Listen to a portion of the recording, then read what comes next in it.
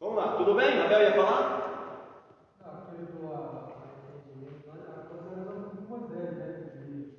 Sim. Até parece que Deus não sabia, né? Até parece que Deus não sabia. Qual coisa que Deus não sabe? Deus está testando Moisés. Deus está testando o povo. Isaac. Está testando Abraão. Ele sabe tudo. Não há nada que Deus não saiba. Nada pega Deus de surpresa.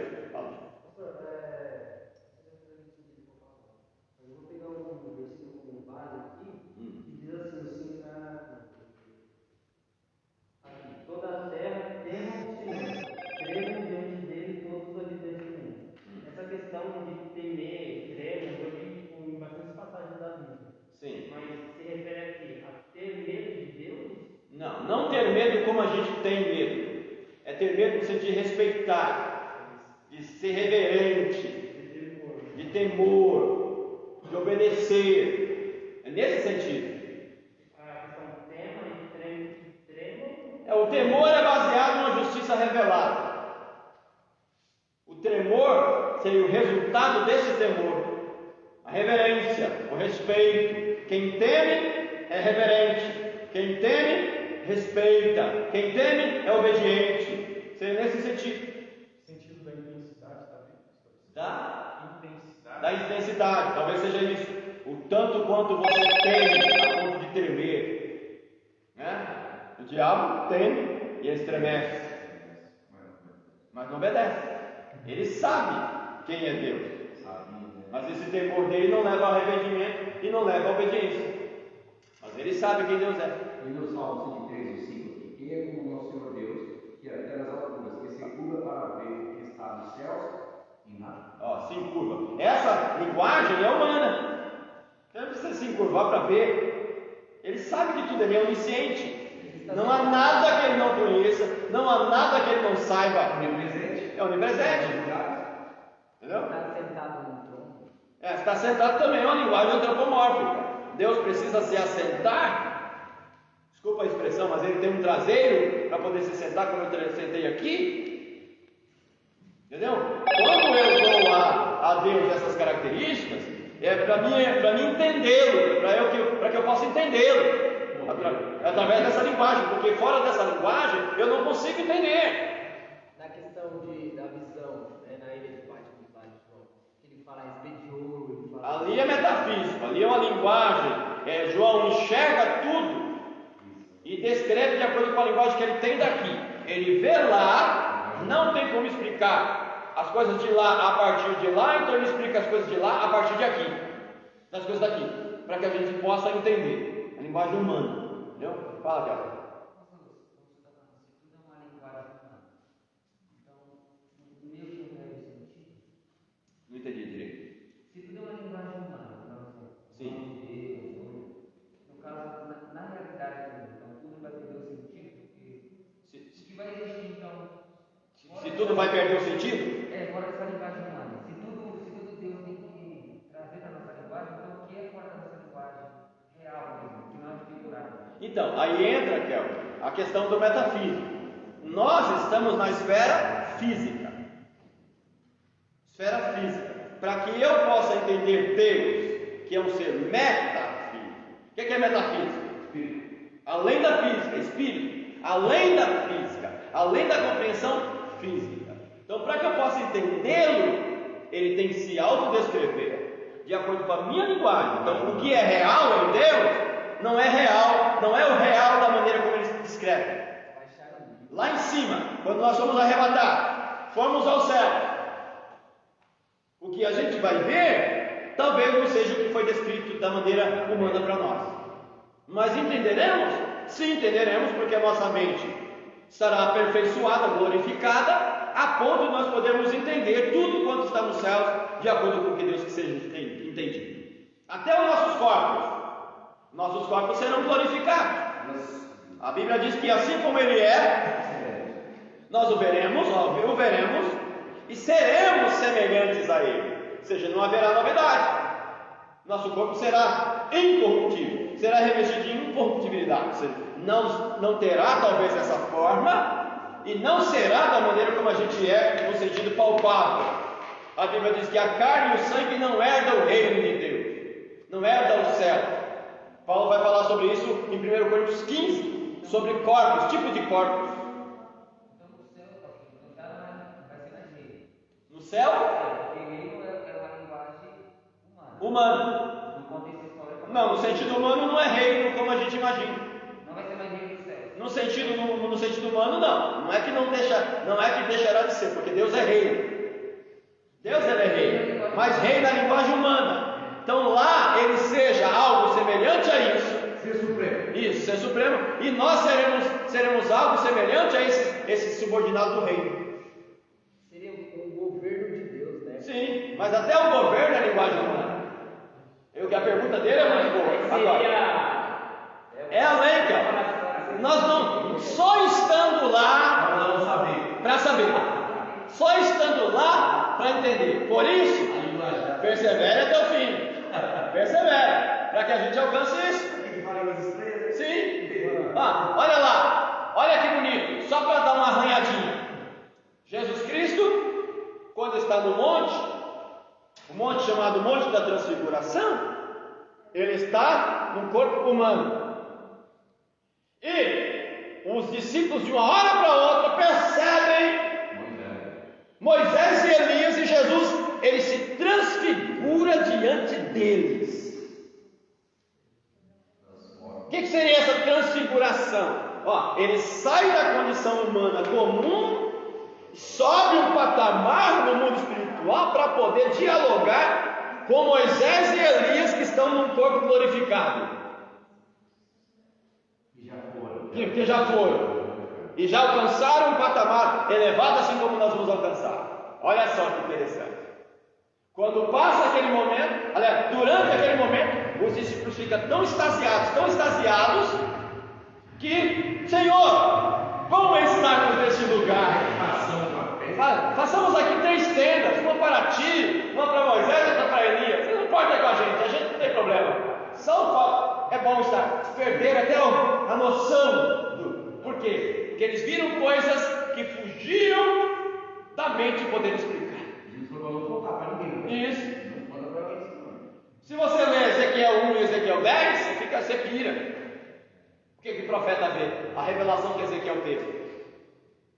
Um ser que é chamado de querubim, são 4 seres. Esses seres têm 4 rostos, cada um deles. Cada um tem asas, debaixo das asas mãos. A sua locomoção é rodas dentro de rodas. Em cima da cabeça deles tem um patamar. Em cima desse patamar tem um trono de safira. E sobre ele está sentado o ser glorioso.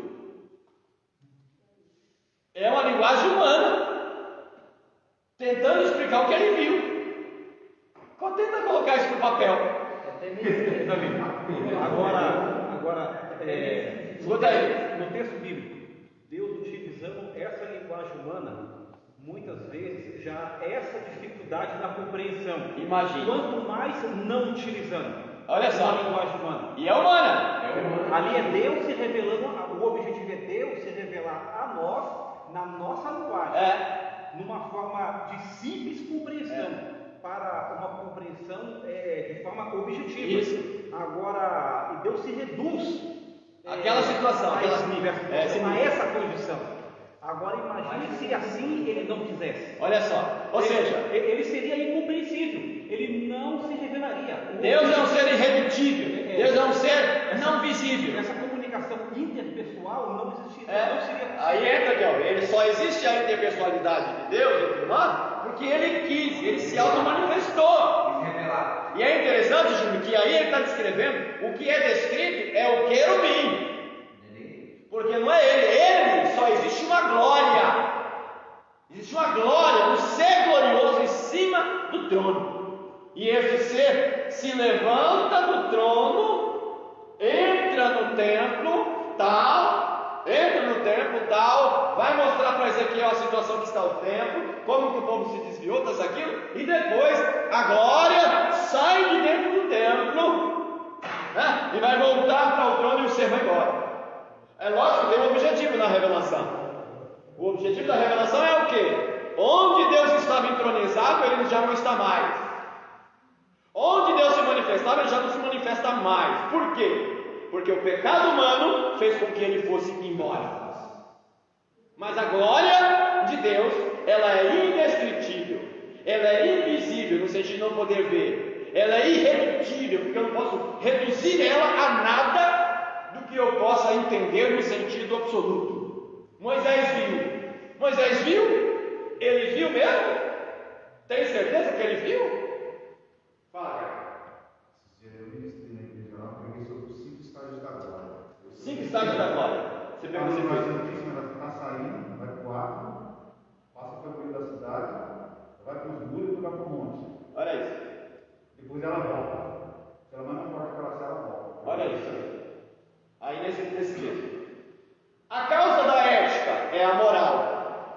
Só existe seres morais, só existe seres éticos, porque alguém que é sumamente ético, é sumamente moral, no sentido absoluto, criou o ser moral. Tudo isso é atributos comunicáveis de Deus, característica dele que ele imprime no ser humano, que ele coloca no ser humano.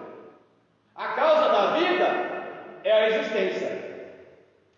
Só existe vida porque existe a vida. Parece até esquisito, né? Mas a existência constatada, você constata a existência do boi, você constata a existência da vaca, da terra, do banco, da chuva. Vocês estão pensando que está chovendo e tal. Né? Você constata. Você está, constatou o quê? Através disso você constatou. Entendeu? Por quê? Porque você existe. Vai passar aí um envelopinho para a gente tirar o café. Tá? Tirar o café. Tá? Então, você só pode constatar porque você existe. A constatação da existência da vida é a existência da vida. Você existe. Por isso você pode mostrar ou conhecer o que existe. Mas quem criou você para que você exista? Entende? O ser que é infinito, que é o único que existe por vontade própria, não vive para ninguém, e você não pode provar e nem mostrar a sua totalidade de existência. Por que Deus existe? Ele simplesmente existe porque existe. Ele existe por vontade própria. Por que você existe, Kelvin? Porque Deus disse que você existe. E Ele pode fazer com que você não exista mais. Alguém pode fazer com que Deus não exista? Alguém pode? Ninguém pode fazer com que Deus não exista, porque Ele simplesmente existe e não pode deixar de existir. É maravilhoso. Parece que o que a gente está dizendo aqui, Davi, você simplesmente disse até agora que o redondo é redondo. Simplesmente você disse isso. Mas você sabia de tudo isso? Está chovendo. Está chovendo. Então, constatou. Constatou que está chovendo. 3. Argumento teleológico. Não é teológico, é teleológico. O que é teleologia? Embaixo da apostila, o termo teleologia vem de 2 termos gregos: telos, propósito, objetivo, né?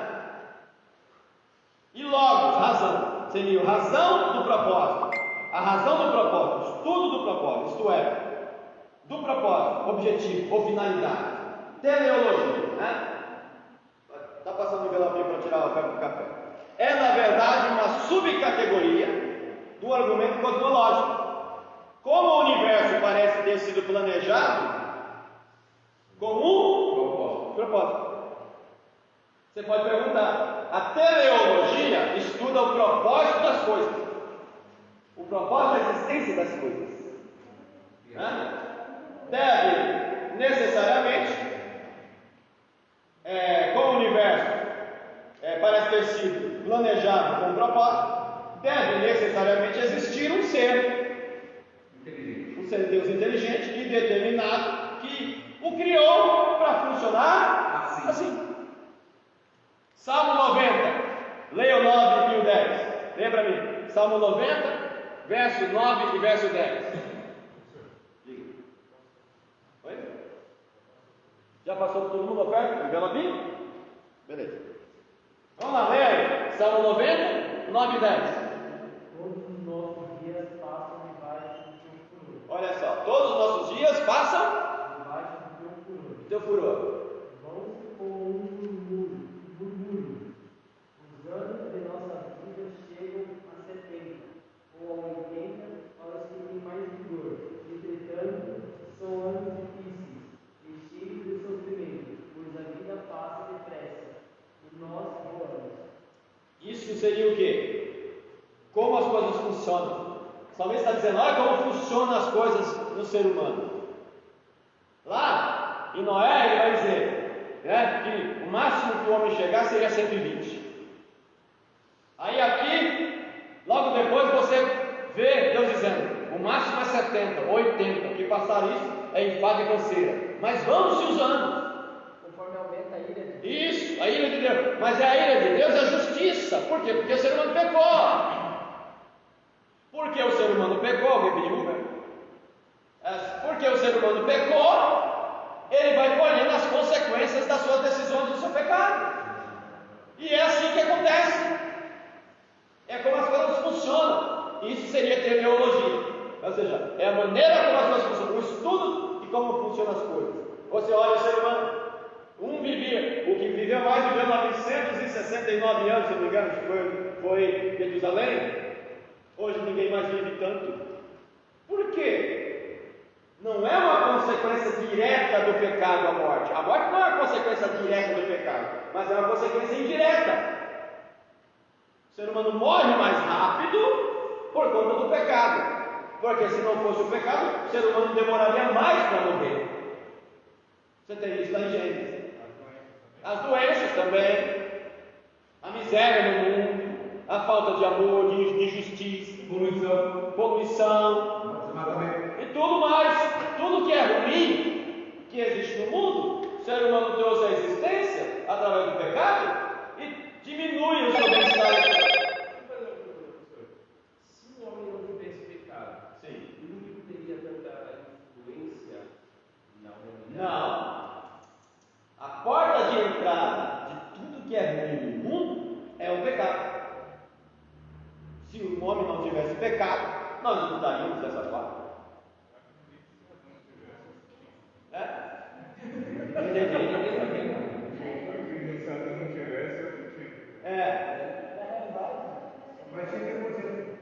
Tinha? Não, o fato dele saber quer dizer que ele queria que acontecesse? O fato dele saber quer dizer que ele queria? Ele poderia evitar. Era papel de Deus evitar o pecado de outro que ele criou? Sendo que ele criou esse ser responsável pelos seus atos? Imagem e semelhança. Mais semelhança. Ele quebraria o livre-arbítrio. Quebraria o livre-arbítrio, quebraria a capacidade de escolha, a responsabilidade. Entendeu? Deus fez isso. Tudo que Deus fez era muito bom, perfeito. Quem quebrou tudo? O ser humano deu o direito legal para Satanás arrebentar tudo. Ele deu o direito legal. E como nós não podemos tomar de volta esse direito legal, porque a gente não tem força, é Jesus que vai lá e toma o direito legal de Satanás e imprime novamente a graça de Deus em nós, fazendo com que o ser humano cada dia mais, em comunhão consigo, alcance a perfeição diante dele. Por isso Paulo vai dizer em Efésios 4:11, depois de citar os 5 ministérios lá em Efésios 4:11, ele vai dizer o que? Até que alcancemos a estatura de varão perfeito, a plena varonidade em Cristo Jesus. Quando vai acontecer isso? Na glorificação, quando nós formos arrebatados aos céus. E por enquanto, só miséria, só pecado, com Trump, sem Trump, com Bolsonaro, sem Bolsonaro. Sempre haverá pessoas que pequem e terá menos justiça ou mais justiça. O ser humano não consegue resolver os seus próprios problemas. Se Adão, logo quando ele pecou, ele não conseguiu resolver o problema, imagine hoje. Nós somos mais incapazes ainda do que Adão era, infelizmente, só em Cristo Jesus. Por isso, dependa de Jesus, dependa de Deus, ande na presença dele. Por isso Deus disse para Abraão: anda na minha presença, Abraão, vai ser perfeito, anda retinho, anda comigo certinho, que eu vou te abençoar. Eu vou, está vendo as estrelas dos céus? Está vendo as areias do mar? Assim será a sua descendência. Mas se você tem que andar direitinho comigo, Abraão, aí o negócio vai ser bom para o seu lado. Abraão fez tudo certinho, até onde ele pôde, mas quando surgiu outra seus descendentes. Só queria saber o que Abraão fez para Deus lá. Então, mas aqui está, ele alcançou um nível de justiça elevadíssimo, a ponto de Deus levá-lo para si. Assim foi Elias. Agora, Deus não quer levar pessoas perfeitas para o céu dessa forma. Deus quer que pessoas boas continuem aqui influenciando outros. Agora, Deus nos levou para provar. É uma espécie de protótipo do que acontecerá conosco no arrebatamento. Se a Bíblia diz que Elias era um homem sujeito às mesmas paixões que nós, mas ele orou, ele pediu, ele disse: não choverá, senão segundo a minha palavra, e durante 3 anos e 3 meses não choveu uma gota da autoridade, poder, Deus assinou embaixo. Homem sujeito às mesmas paixões que nós, mas ele tinha fé, era dependente, tinha crédito com Deus. Aí Deus vem para cá, Elias. É um protótipo do que Deus vai fazer conosco, se nós continuarmos em comunhão com Ele, caminhando, mesmo com todo o pecado. Deus não vai levar uma igreja perfeita para o céu. Deus vai levar uma igreja formada por seres humanos, mas uma igreja que tem desejo de viver em santidade, de justiça, em amor, e reconhecer que Jesus Cristo é o único meio pelo qual nós podemos alcançar os braços do nosso Pai. Amém? Graças a Deus por isso. Deus abençoe a todos. Fechamos aqui a nossa aula de hoje. A aula que vem vamos voltar em argumento ontológico. Não é antalógico, não, tá? É ontológico. Antalógica Não é de anta, não, é de onto, tá? A aula que vem a gente retorna então. Deus abençoe vocês. Obrigado por ter estado conosco. Obrigado pela presença de vocês aí que nos assistiram pela internet. Deixa eu concluir aqui.